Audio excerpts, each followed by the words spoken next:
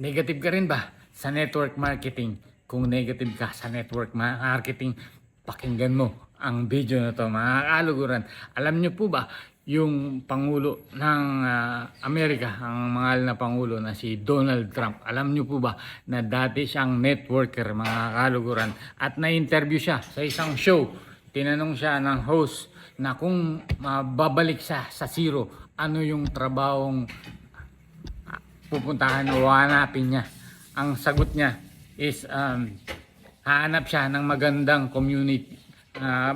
community sa network marketing. Alam niyo po ba kung ano yung reaction ng crowd na nanonood sa kanya? Binu po siya, kagaya mo na negative. Ibinu si Pangulong Donald Trump ng mga nasa audience niya. At alam niyo po ba kung ano yung sagot ng ating mahal na Pangulo? Ang sabi niya, kaya nga ako nakaupo ngayon dito sa taas ng stage at kayo ay nandyan. Dahil dyan sa mentality po na meron ng mga nandun sa crowd.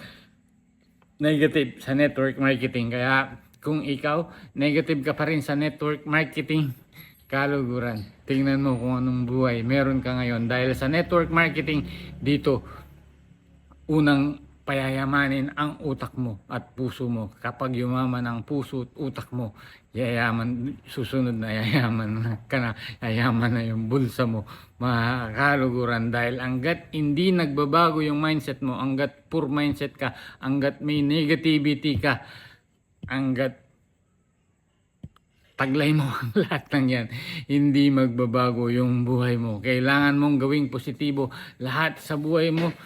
Tanggapin mo na ang network marketing, malaki ang may tutulong sa'yo sa buhay mo. Kaya kung negative ka pa rin hanggang ngayon, tingnan mo, makakalugo.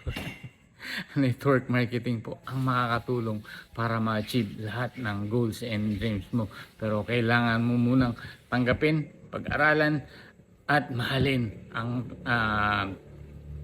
negosyong ito. Dahil ito is maliit lang yung punan, pero malaki ang pwedeng marating, malayo ang pwedeng mong marating dito sa negosyong ito. Ayun muna mga kaluguran.